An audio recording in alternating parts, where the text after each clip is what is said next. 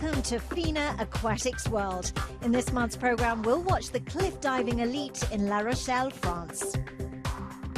Over the course of the show, we're sitting down with Denmark's top swimmer, Lochte. And we follow the FINA Medea Diving World Series to Mexico.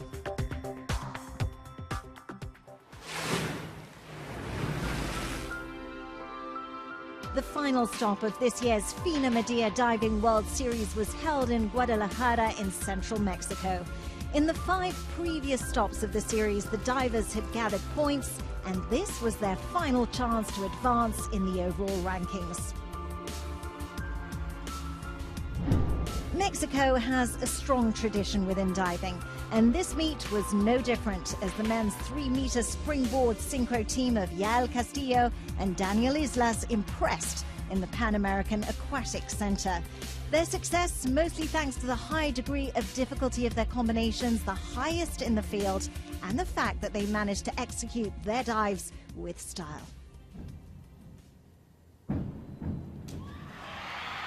Yael Castillo and Daniel Islas have dealt with the pressure well here, and surely that's enough. Their total score, 455.31, was more than 11 points better than their closest rivals, Li and He from China, and the British pairing of Robinson, Baker and Mears. The home fans got more to cheer about in the men's 10-meter platform synchro final, as Ivan Garcia and German Sanchez claimed the victory with a total score of 457.59. Just one dive remaining. Well, that's not perfect, but it should be enough. Mexico's brightest shining star on the diving scene in recent years has been Paula Espinosa.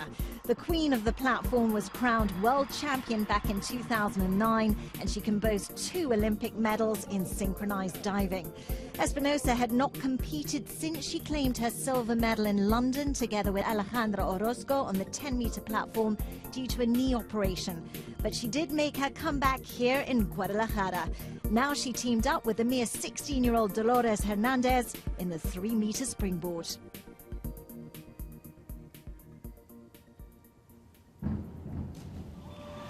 Well, that must be enough. They won't take the gold here, but certainly guaranteeing them the silver. What a weekend this is turning out to be for the Mexicans. And that popular Mexican pairing totaling 313.20 points, that was enough for silver in home waters. The gold, as expected, going to China. Here is Hezi and Wang Han.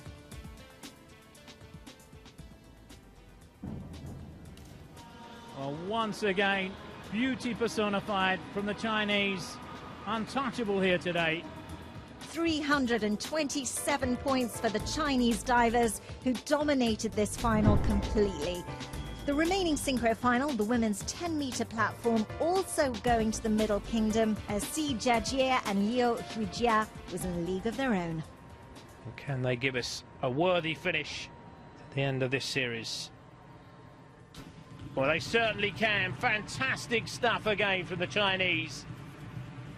Wonderful dive. Over to the individual competition now in the 3-meter springboard finals. The Chinese success story continued with overwhelming victories. Among the women, it was the Olympic silver medalist Hezi who dominated proceedings.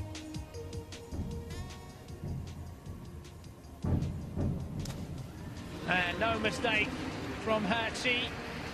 That will guarantee her the gold medal. Elegant dives with clean entries gave her the score, 370.05 points, and she had a healthy gap of over 15 points down to compatriot Wang Han. Third place going to Italy's Tania Cagnotto. On the men's side, it was He Chao who waved the flag for China.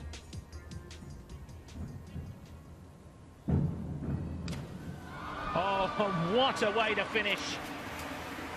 Fantastic dive again from He Chao.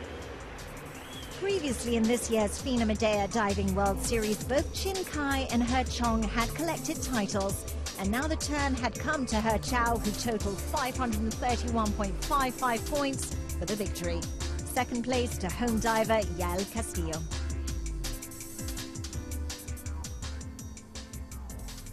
See a big finish from Castillo.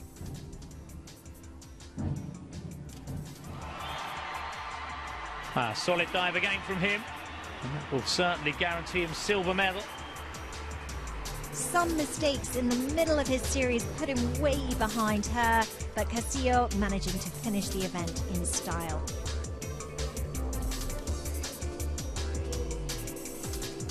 Finally, Ukraine's Oleg Kolody managing to fend off China's Li Shixin in the fight for third place, gaining a total score of 484.65.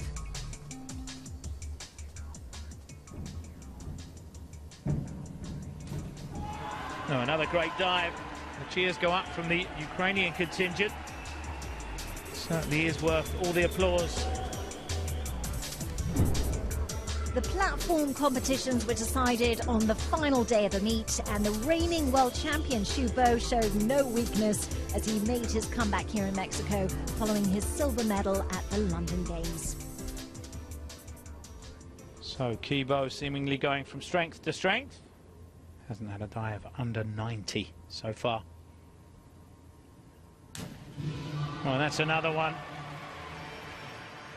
Seemingly not putting a foot wrong here, Kibo.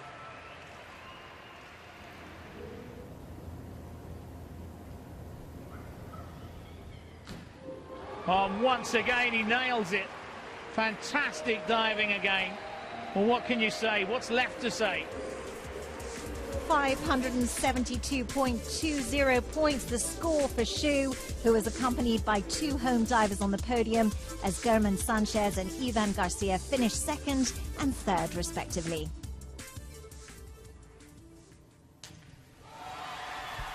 Another confident dive from Sanchez. Now his countryman Ivan Garcia. Well, the crowd loved it. Certainly good through the air. Finally, let's zoom in on the women's 10-meter platform. China's Si Jiajie followed up her victories from Edinburgh and Moscow with another title here in Guadalajara, scoring 400.75 points. Oh, and it's another cracking dive. Really has strung together a wonderful series here, Si Jiajie. Behind Si, the home crowd could enjoy yet another local diver making it to the podium as 16-year-old Alejandro Orozco secured the silver medal. Oh, and it's a beauty. Well, she delivers in front of her home crowd. Fantastic last dive there from Orozco. The bronze medal went to Great Britain as European synchro champion Tonya Couch secured her first podium finish of the series. Oh, and what a dive. Well, they're all waiting until the last dive to pull the magic out of the bag. And that's exactly what Tonya Couch did there. Wonderful dive from the Briton. And with that, we round off our coverage from the 2013 edition of the FINA Medea Diving World Series. Now let's meet up with Danish star Lotte.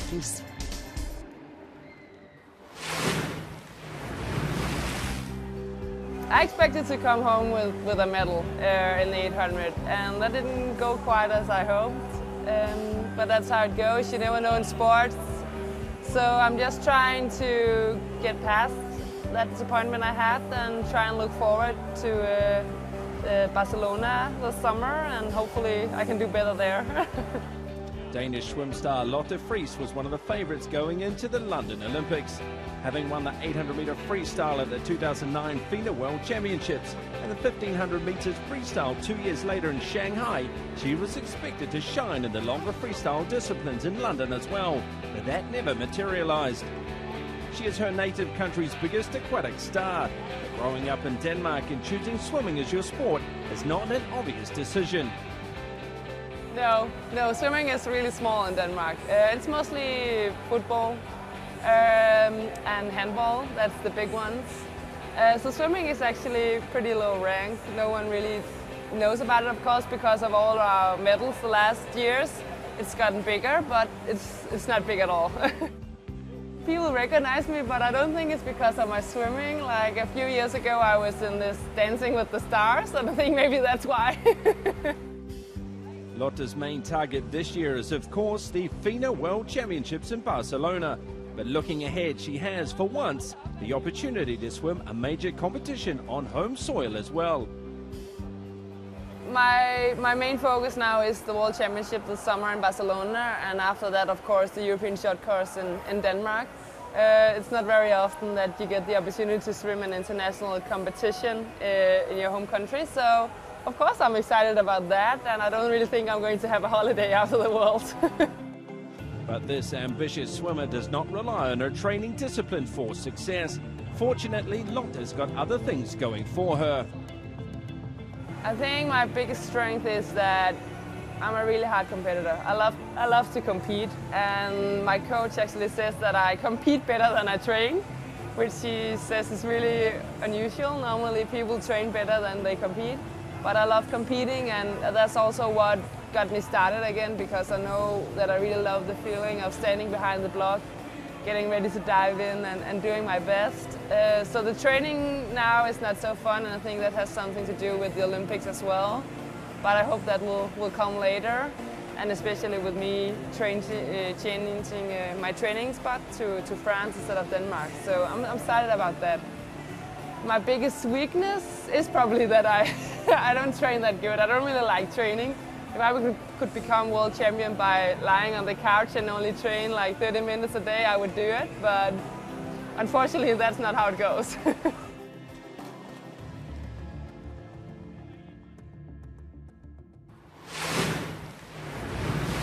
Coming up after the break, we cover the first stop of the Red Bull Cliff Diving World Series in La Rochelle, France. We get an update on Sweden's Therese Alshammar, and we follow the American swim elite at the Charlotte Ultra Swim.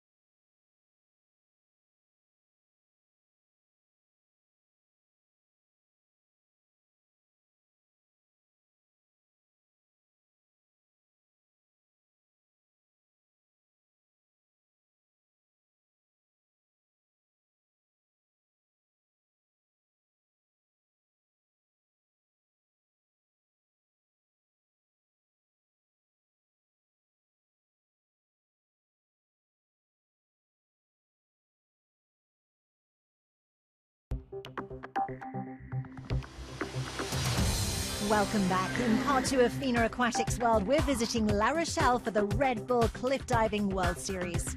The US Grand Prix Series stops in Charlotte, North Carolina. But first, let's get you a short update on veteran Therese Alshammar. Sweden's Therese Alshammar has recently become a mother to a baby son, together with swim coach Johan Wallberg. Having already collected 3 Olympic and 25 World Championship medals in her long career, 35-year-old Alshammar is still aiming to return to swimming and has targeted the World Cup this fall for her comeback. The IOC Executive Board has promoted FINA and the Gymnastics Federation FIG into the top tier of Olympic revenue sharers, as announced by IOC President Jacques Rogge. FINA and FIG joined track and field governing body IAAF in the top group. Previously, the IAAF received the lion's share of the hundreds of millions of dollars generated from television rights and other deals from each Summer Games.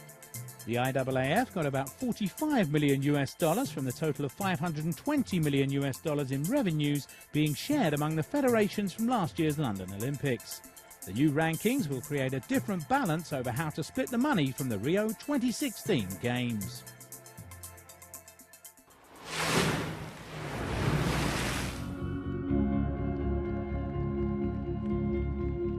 The season opener for the Randball Cliff Diving World Series in 2013 is on the west coast of France in a picturesque city called La Rochelle. Before we delve into the action, we meet a few of the big names. Walking to the edge of the platform is really the most important part of the dive. It is really intense. I think about nothing and think about everything. The only things that I do is like I try to visualize the dive. I try to see it and just get a feeling for it in my head a few times, you know, just run through it and just some breathing exercises to calm myself down, you know, you get really excited.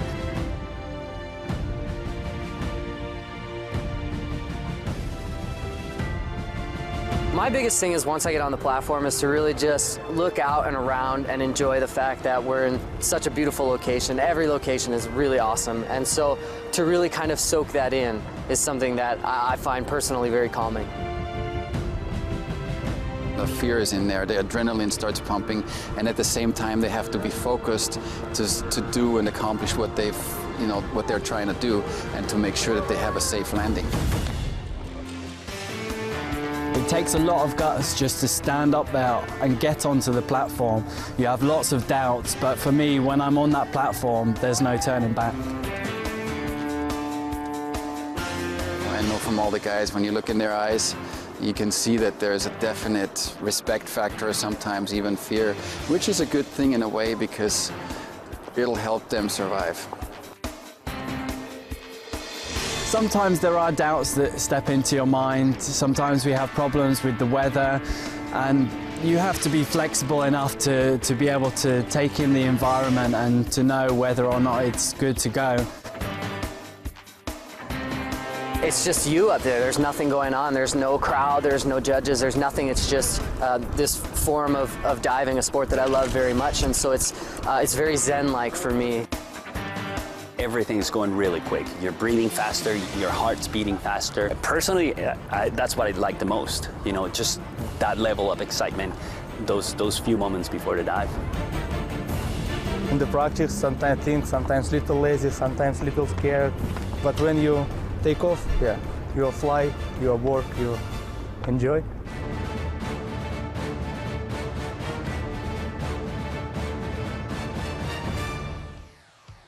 The historical St. Nicholas Tower is the setting for the 27.5-metre platform and one of the most challenging tour stops with high winds and cold conditions.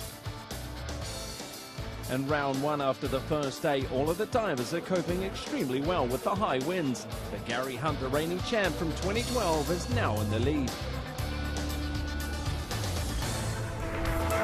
Hey, it's windy, it's cold. It's La Rochelle, baby! The sun came out on event day and welcomed a huge crowd. 70,000 people attended the event, which inspired the divers. They could feel the energy from the crowd lifting their performance. And in third place for the first time on the podium, Blake Aldridge. He was absolutely ecstatic with his performance. He had some great entries, cutting through the water like a hot knife through butter, truly deserving that third place. I'm absolutely over the moon. You know, last year was so hard. I know that I can dive so much better, and I've proved that today. And you know, this is the first stop, and I dive great. So I'm absolutely over the moon, and hopefully I can continue and get better and better as the series goes on. And in second place, the reigning 2012 champion, Gary Hunt. A super consistent performance, and he's definitely going to be a powerhouse in the competitions to come. I didn't really know what to expect. The first competition is tough. It's really just a tester to see how you're going, and I'm really happy with my dives. Just maybe missed a few of my entries.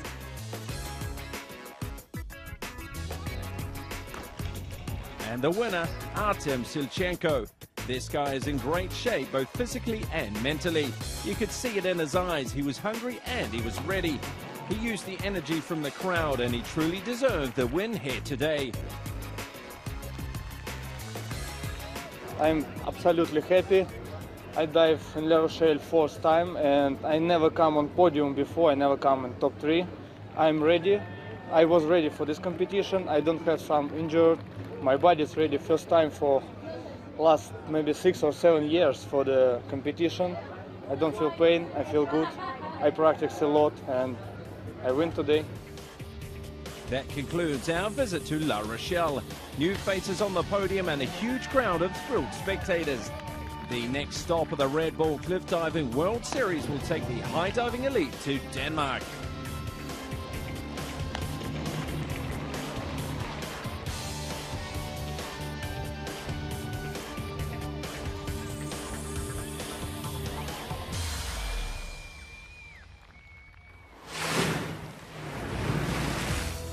The Mecklenburg County Aquatics Center provided the backdrop to the penultimate stop of the U.S. Grand Prix Series. The Charlotte Ultra Swim annually gathers many of the USA's top swimmers, and this year was no exception. Jessica Hardy captured her 3rd title of the meet with her first no-breath long-course 50-meter freestyle. After a breaststroke double the night before in the 50 and 100-meter events, Hardy blazed her way to victory in the splash and dash event. Hardy in lane 3 is making a move. Hardy, Kennedy, and Romano, 3, 4, and 5. Who's going to get their hand on the wall first? It is Jessica Hardy. Jessica Hardy, your gold medalist, and she no doubt has got to be pleased with a 25.09.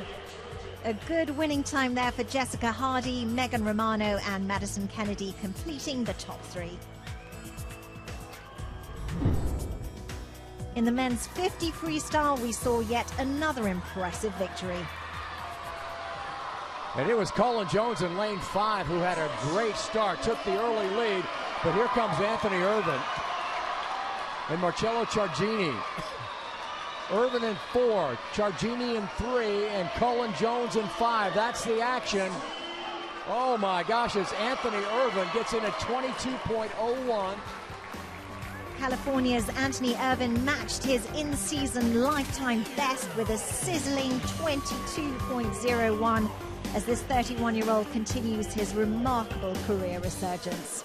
Marcello Ciargini took 2nd, while Colin Jones came 3rd.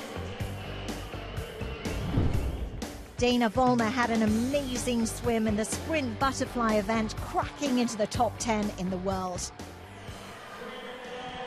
Vollmer is going to get there first. Dana Vollmer in lane number 4, 26.18. 26.18 will give her the 7th fastest time in the world this year. Vollmer charged to a sterling time of 26.18. Claire Donahue picked up 2nd place honours, while Kelsey Worrell touched 3rd. Now in the women's 200-meter individual medley, 16-year-old Kathleen Baker dropped another 2 seconds off her lifetime best from the prelims to earn a huge hometown ovation on her way to victory in 2 minutes, 14.46 seconds.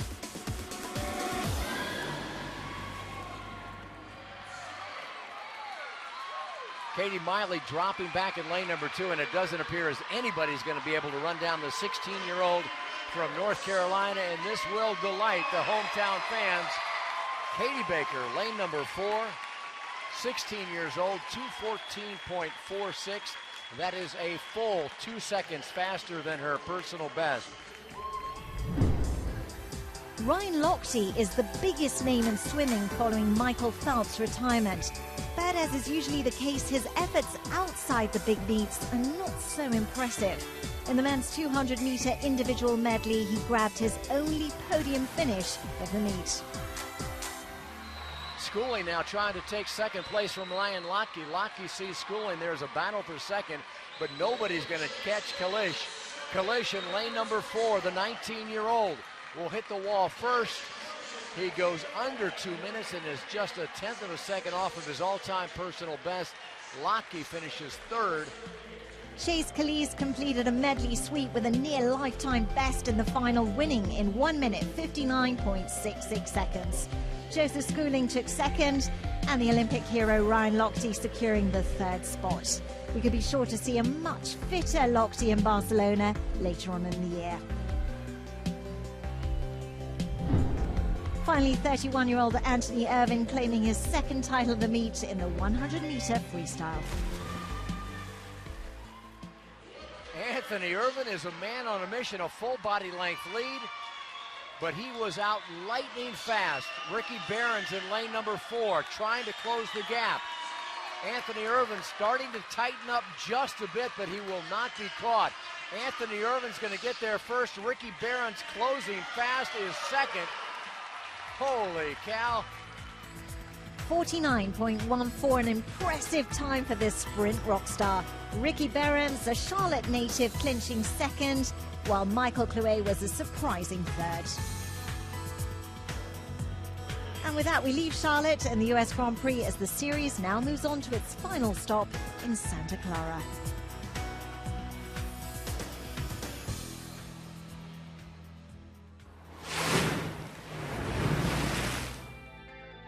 That's it for this episode. We'll be back in a month's time with more aquatics action. Until then, thanks for watching.